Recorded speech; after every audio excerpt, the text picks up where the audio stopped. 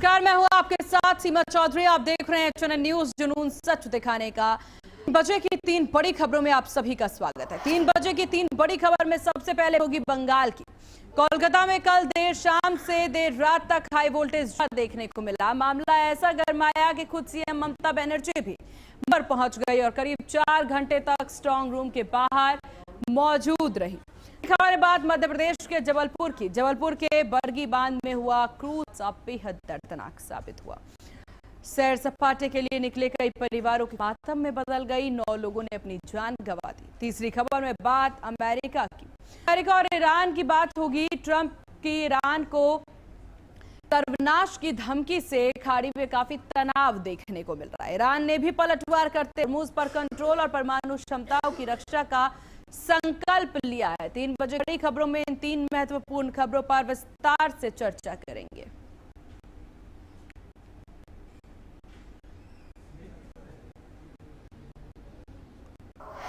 चलिए रुक कर लेते हैं पहली बड़ी खबर की ओर। पश्चिम बंगाल में काउंटिंग ईवीएम में छिड़े घमासान की। पश्चिम बंगाल में 4 मई को वोटों की गिनती होनी है। उससे पहले टीएमसी ने ईवीएम में गड़बड़ी का पहाड़ा जो है वो शुरू कर दिया है। स्ट्रांग रूम आयोग की निगरानी में रखी हुई ईवीएम को लेकर के हंगामा शुरू हो गया। कल रात कोलकाता के भवानीपुर के स्ट्रांग रूम पर अचानक से सीएम ममता बनर्जी पहुंच गई। जिस पर पहुंची तो रूम के बाहर पहुंची और उनके साथ गाड़ी भी पहुंची जिसमें टीएम पोस्टर लगा हुआ था। अब यहां पर आपको बता दें गाड़ी के अंदर क्या था वो दिखाई नहीं दे रहा था, जिसके बाद बीजेपी कार्यकर्ताओं ने शुरू कर दिया। बीजेपी कार्यकर्ताओं का आरोप है कि ममता बनर्जी गड़बड़ी करने के लिए ये गाड़ी लाई। विरोध के बाद पुलिस ने टीएमसी की गाड़ी को हटवा दिया और इसी बीच बीजेपी और टीएमसी कार्यकर्ताओं में भिड़ंत भी देखने को मिली। हंगामे के बीच सीएम ममता के सखावत मेमोरियल स्कूल के ईवीएम स्ट्रांग रूम पहुंची और लगभग 4 घंटे अंदर रहने के बाद रात करीब यहां पर 12:07 पर वो बाहर निकली हैं, जिसके बाद सियासी पारा पश्चिम बंगाल का भी हाई नजर आ रहा है।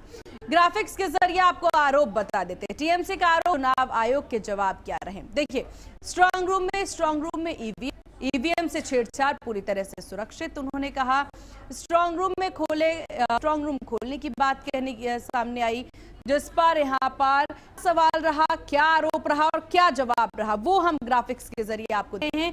जहां पर ये तमाम आरोप जो हैं वो सीएम ममता बनर्जी के द्वारा लगाए, जवाब भी चुनाव आयोग के द्वारा दिया गया। स्ट्रांग रूम में उन्होंने कहा कि ईवीएम जो वो स्ट्रांग रूम में रखा हुआ है, बिना जानकारी खोले गए पोस्टल बैलेट जो है वो ममता बनर्जी के द्वारा कही गई, जिसपर सभी दलों को सूचना के बाद ही पोस्टल खोलने की बात चुनाव आयोग के द्वारा कही गई है। ईवीएम से छेड़छाड़ की बात की तो चुनाव आयोग कहता है कि पूरी तरह से सुरक्षित है। स्ट्रांग रूम में यहाँ पर उन्होंने साफ तौर के सवाल जो हैं खड़े किए हैं, यानी ममता बनर्जी इस वक्त जो हैं पूरी तरह से देखिए आरोप लगा रही हैं कि ईवीएम के साथ जो है वो छेड़छाड़ हो रही है। चर्चा के लिए हमारे साथ गर्ग जी राजनीतिक विश्लेषक बने हुए हैं। अनिल जी, बहुत स्वागत है आपका चैनल न्यूज पर। अनिल जी, इस वक्त आप सभी को इंतजार जब 4 मई का है, रिजल्ट का इंतजार है, तो अभी से ही ईवीएम को लेकर के खेला शुरू हो चुका है कि ईवीएम पर आरोप शुरू हो चुका है। सीमा जी, ये बात बड़ी हास्यास्पद है। तो आप कह रहे हैं कि आप 226 सीट जीतने जा रहे हैं। जब आप 226 सीट जीतने जा रहे हैं, क्या है? रही बात कायदे कानून की, ममता बनर्जी को खुद बचिए तो आप ऐसी बिल्कुल ब्लाइंडेड इतना बड़ा टेम्पो वाली कार लेके वहां पे आप, वो एक टेम्पो ट्रेवलर कार थी जो चारों तरफ से पूरी तरह से ढकी हुई कार, उस पर टीएमसी के पोस्टर लगे थे। उसके अंदर क्या है क्या नहीं किसी को पता नहीं। नियम कानून तो कहते हैं कि आपकी कार वहां तक जा ही नहीं सकती थी, लेकिन चूंकि आप प्रदेश के मुख्य वहां पे जो पुलिस है वो आपके अंदर कंट्रोल में है, उन्होंने आप कार लेके आ गई। तो आपने क्यों इसका नियम का उल्लंघन किया? दूसरी बात ये है कि स्ट्रांग रूम के बाहर वहां जहाँ पे कैमरे लगे हुए हैं और वहां से सब दिखाई दे रहा है, वहां इनके प्रतिनिधि तो वहां पे बैठे ही हुए थे और आराम से सारी वहां की जो वीडियो रिकॉर्डिंग है उसको देख रहे थे। जब सब चीज कैमरे के द्वारा देखा जा रहा है तो कहाँ गलती? तीसरी बात, उन्होंने कहा पोस्टल बैलेट जो है वो खोल लिए गए और हमारा प्रतिनिधि मौजूद नहीं था। सिस्टम होता है काउंटिंग में भी ये सिस्टम होगा कि सबको निमंत्रण दिया जाएगा, एक समय बता दिया जाएगा, उस समय पे सारी प्रक्रिया चालू हो जाएगी। आप जब नहीं पहुंचे तो आपका ये कहना है कि नहीं, जब तक हमारा प्रतिनिधि ना पहुंचे तब तक इंतजार करना नहीं होगा। 4 तारीख को जब ईवीएम से काउंटिंग शुरू होगी, अगर आपका प्रतिनिधि वहां ना पहुंचे, या तब तक काउंटिंग रोक देनी चाहिए? नहीं रुकेगी ना, आपका प्रतिनिधि पहुंचे तो काउंटिंग तो अपने तय समय पे शुरू होगी। आजकल विपक्ष की अलग डिमांड चल रही है। यहाँ पर टीएमसी जिस तरीके, खासतौर पर ममता बनर्जी जिस तरह की बातें कहती नजर आ रही हैं, वो शायद समझ मुश्किल हो जा रहा है कि ममता बनर्जी चाह क्या रही हैं। लेकिन प्रदेश में जो स्थितियां पश्चिम बंगाल को लेकर के नजर आ रहा है, जरा समीकरणों पर भी बात कर लेते हैं। क्या कहता है आपका समीकरण? देखिए सीमा जी, 15 साल पहले जब टीएमसी सत्ता में आई थी और का माहौल उस समय कम्युनिस्ट पार्टी के खिलाफ टीएमसी ने क्रिएट किया था। आज कमोबेश ये माहौल वहां पश्चिम बंगाल में टीएमसी के खिलाफ देखने को मिल रहा है। ममता बनर्जी से बेहतर कोई नहीं समझता, वो बहुत मजबूरी राजनीतिक है। उन्होंने हवा का, उनको मालूम है कि इस समय कुछ भी हो सकता है, तो वो अपनी तरफ से पूरी कोशिश कैसे भी करके मैनेज कर ले, कैसे भी कर, क्योंकि इस बार जो इलेक्शंस हुए हैं तो 90 लाख वोट हटा दिए गए। उसके बावजूद भी पिछली बार के मुकाबले 25 लाख यानी करीबन 93% मतदान हुआ। और इस बार मतदान में क्योंकि सेंट्रल फोर्सेस थी तो इसलिए वहां पे कुछ गड़बड़ नहीं हो पाई, कोई बूथ कब्जा नहीं हो पाया, किसी को मौका नहीं गया, और इस बात से उनको बड़ी नाराजगी हुई। उन्होंने कहा इतनी सारी सेंट्रल फोर्सेस, यहाँ ये कोई बॉर्डर है? आप मुझे बताइए, सेंट्रल फोर्सेस ज्यादा लगाई गई, अगर वहां पे लाइन टाइम रहे तो इससे उनको क्या शिकायत होनी चाहिए? उनको तो खुश होना चाहिए कि बिना किसी झगड़े के मतदान है जी। क्यों? वो इसलिए क्योंकि उनको लगता है कि इतनी सारी सेंट्रल फोर्सेस हो रही है, वो जो बूथ पे कर पाती थी पहले, वो नहीं कर पाए। जो मतदान हुआ फेल हुआ। तो काफी कुल मिलाकर काफी दुख है इस बार। ममता, आपका बहुत शुक्रिया सर, आपका बहुत शुक्रिया सर एचएनएन को अपना कीमती वक्त देने, चर्चा में शामिल होने के लिए। खबरों में आगे बढ़ते हैं और बात दूसरी बड़ी खबर की करते हैं। मध्य प्रदेश जबलपुर स्थित बरगी डैम में गुरुवार शाम करीब 5 बजे पर्यटन विभाग का क्रूज अचानक आई तेज आंधी के चलते डूब गया। अब तक 9 शव, इसमें 28 लोगों को सुरक्षित निकाला गया है। प्रशासन के मुताबिक 4 लोग अभी लापता जा रहे हैं। वहीं हादसा जो है किनारे से करीब 300 मीटर दूर आपको बता दिया जा रहा है, जहां पर 300 मीटर दूर ये हादसा हुआ। बरगी सिटी टीएसपी अंजुल मिश्रा ने बताया कि शुरुआती रेस्क्यू में एसडीआरएफ ने कई लोगों को बचाया, लेकिन अंधेरा और खराब मौसम से राहत कार्य प्रभावित हुआ। हादसे पर प्रधानमंत्री नरेंद्र मोदी ने दुख व्यक्त किया है। उन्होंने पीएम राहत कोष से मृतकों के परिवारों को 2-2 लाख रुपए और घायलों को 50-50 हजार की घोषणा की है। मुख्यमंत्री डॉक्टर मोहन यादव ने जांच के आदेश भी दिए हैं। जबलपुर क्रूज हादसा क्या और कैसे रहा है, उसे जरा हम ग्राफिक्स के जरिए भी समझिए। देखिए, इसमें अगर आंकड़ों की बात कर ली जाए, मौत का आंकड़ा 4 है, लापता लोगों का आंकड़ा यहाँ पर 4, माफ कीजिएगा, मौत का आंकड़ा 9 है, लापता आंकड़ा जो है वो 4 बताया जा रहा है। 28 को रेस्क्यू करके बचाया जा सकता है। बरगी डैम में आंधी से ये क्रूज जो है वो डूब गया। नर्मदा नदी पर बने बरगी डैम में ये हादसा हुआ है। हादसे के वक्त क्रूज पर 29 लोग सवार थे। तेज आंधी से संतुलन पूरी तरह से बिगड़ उठा। टीम राहत बचाव में जुटती नजर आई। 4-4 लाख के मुआवजे का ऐलान किया है। वहीं आपको बता दें, क्रूज हादसे पर हेल्पलाइन नंबर भी दिया गया है और इस हेल्पलाइन पर कॉल कर सकते हैं। वहीं जबलपुर प्रशासन ने नंबर जो है वो जारी किया है। कलेक्टर दफ्तर में कंट्रोल रूम बनाया गया। लोगों से जुड़ी जो जानकारी है वो भी आप इस नंबर पर कॉल करके ले सकते। जानकारी सामने आ रही है। इस विषय पर ज्यादा जानकारी के साथ संवाददाता तरुण दुबे हुए हैं। तरुण, क्या कुछ जानकारी और मौजूदा स्थितियां क्या?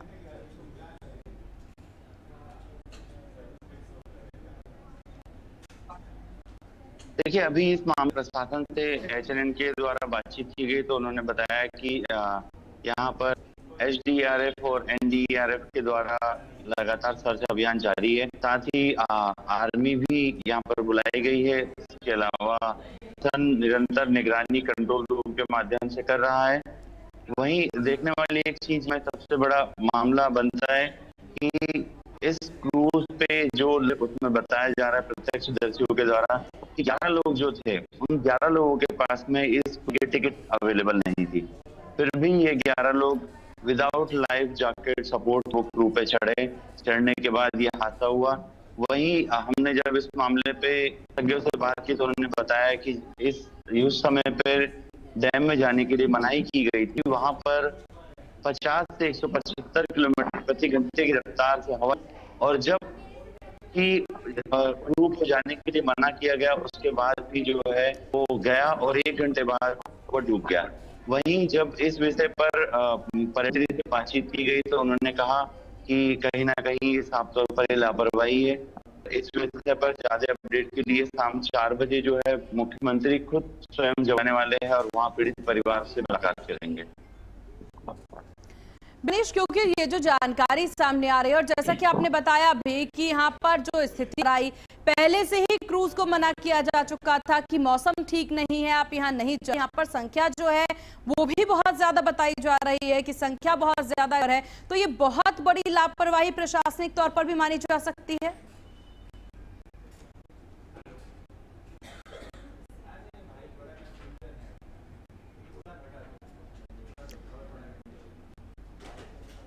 ये बहुत बड़ी लापरवाही है। इसमें कहीं ना कहीं जो है शासन प्रशासन की करनी चाहिए, लेकिन देखा जाए अभी तक मामले को 15-17 घंटे हैं, लेकिन इस मामले पर अभी तक कोई भी बड़ी कार्रवाई शासन प्रशासन के द्वारा नहीं की। चलिए ठीक है मनीष, आपका बहुत शुक्रिया तमाम जानकारी से। यहाँ रुकते हैं एक बहुत छोटे से ब्रेक के लिए। ब्रेक के बाद जल्द हाजिर होंगे और बात करेंगे तीसरी बड़ी खबर।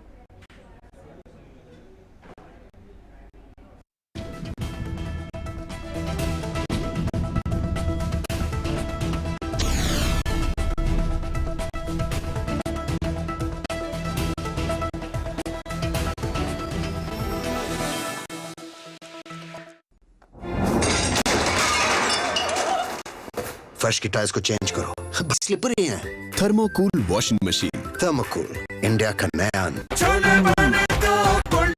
गोल्डी छोले मसाले, जहाँ जाए रिश्ते बनाए। गोल्ड है फ्रेश लॉक टेक्नोलॉजी जो रखे मसालों को हर समय फ्रेश।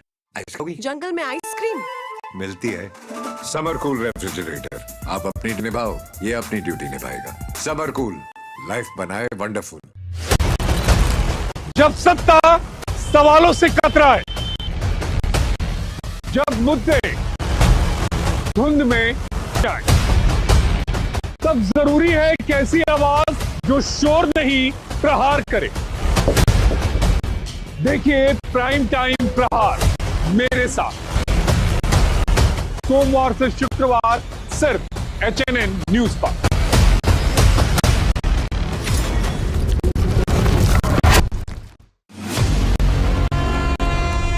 जहां हर सुबह के सकते हैं नए सवाल, जहां हर ओर गूंजे जनता की आवाज, गांव की चौपाल हो या सत्ता का दरबार, सियासी आग हो या रिश्तों का जहर, देश के सबसे बड़े सूबे की 5 बड़ी खबर। यूपी बोलता है HNN न्यूज पर सुबह 8 बजे।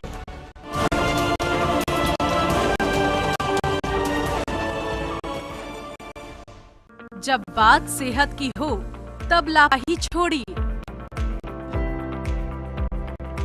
बीमारी के संकेतों को समय रहते पहचानिए। सही जानकारी, सही इलाज, एक्सपर्ट डॉक्टर की भरोसेमंद सलाह। सेहत शनिवार और रविवार दोपहर 2:30 बजे सिर्फ HNN न्यूज पर।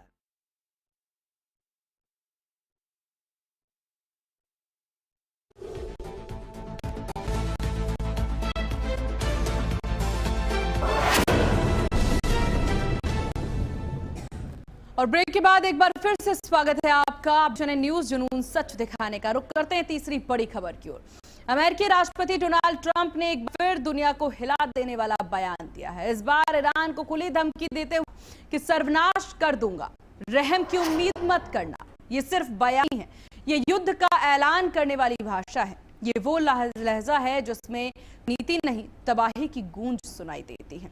सीज फायर के दौरान ट्रंप ने जंग के बारूद में चिंगारी का काम किया। ट्रंप के शब्दों में वो है, अगर ईरान ने पलटवार जवाब दिया तो अमेरिका ऐसा कुछ करेगा नाश के सबसे खौफनाक अध्याय के रूप में दर्ज होगा। उधर ईरान के सुप्रीम लीडर जो हैं मुस्तफा खामनेई ने भी खामोशी तोड़ दी है। उन्होंने तो चेतावनी दी।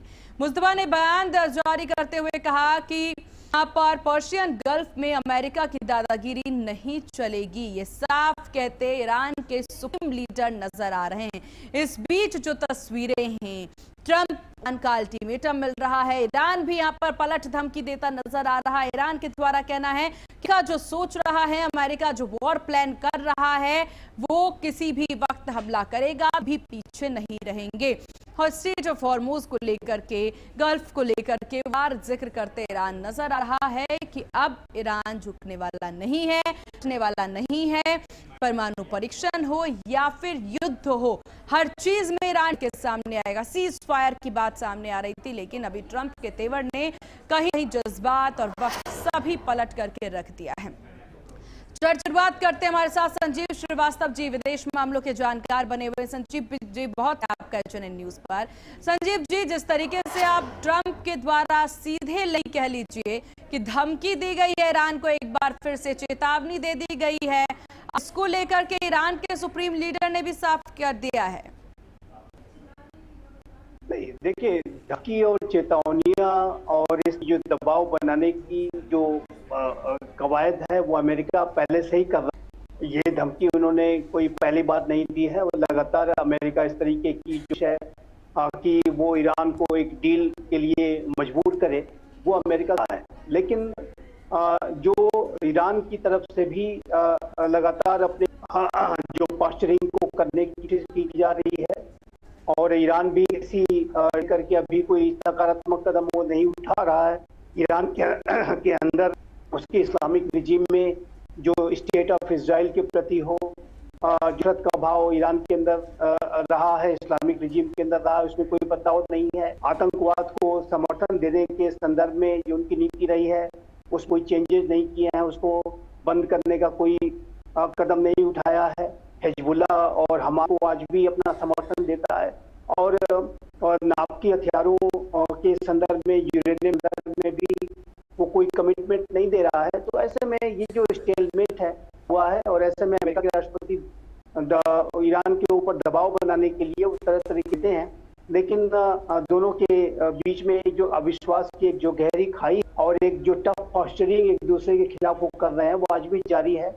और मैं मानना है कि ये जो नेगोशिएशंस और डायलॉग की जो प्रक्रिया है, वो एक लंबे समय तक चलने वाला प्राणी देता है, और ये इतना जो डील मेकिंग है वो इतनी आसान नहीं होने जा रही। बिल्कुल। और संजीव जी, क्योंकि हाँ, जिस तरीके से अमेरिका कह रहा है बार बार कि हम वॉर कर रहे हैं, हम हमला जरूर करेंगे, तेहरान को यहाँ पर दहलाने की यूएस के द्वारा कही जा रही है, और यूएस ने साफ कर दिया है कि किसी भी मामले में ईरान के साथ समझौते की बातचीत हो रही थी, अभी उस पर बातचीत भी नहीं हो रही है। सीज फायर में इस तरह की देना, ईरान पीछे हटने को नहीं तैयार है, तो आखिरकार ये जंग कब तक और खिंचता नजर आएगा? देखिए सीमा जी, मैं इसको जैसे मैंने ये लंबा प्रोसेस दिखाई देता है। स्टेट ऑफ हॉर्मुज के में खुलने की संभावना ज़्यादा देखूं, क्योंकि स्टेट ऑफ हॉर्मुज से ईरान भी बहुत प्रभावित है। ईरान का भी जो एक्सपोर्ट नहीं हो पा रहा है, और वेस्ट एशिया के राष्ट्र जीसीसी के राष्ट्र उससे बहुत गहरे तरीके से हैं, और जाहिर है कि पूरा विश्व, जिसमें हमारा अपना राष्ट्र भारत भी शामिल है, वो हॉर्मुज के जो ब्लॉकेड और काउंटर ब्लॉकेड से गंभीर रूप से प्रभावित हैं। तो हॉर्मुज के ओपन होने की संभावना तो मैं अवश्य देखता हूं, लेकिन ये जो डील मेकिंग है या दोनों के बीच में एक स्थायी शांति का जो यहाँ तक प्रश्न है, वो इतनी आसानी से नहीं होने जा रही है। और ये जो एक अस्थिरता, एक वोलेटिलिटी पूरे वेस्ट एशिया में वो लंबे समय तक बने रहने वाला सिनारियो दिखाई देता है।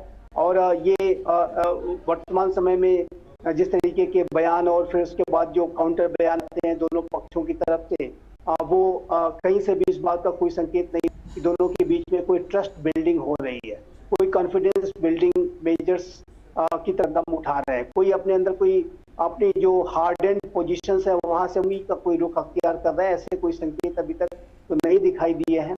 तो इसी वजह से मेरा ऐसा मानना डील मेकिंग की जो प्रक्रिया है, ये जो बातचीत की प्रक्रिया है वो लंबे सकती है और उसमें व्यवधान भी आ सकते हैं।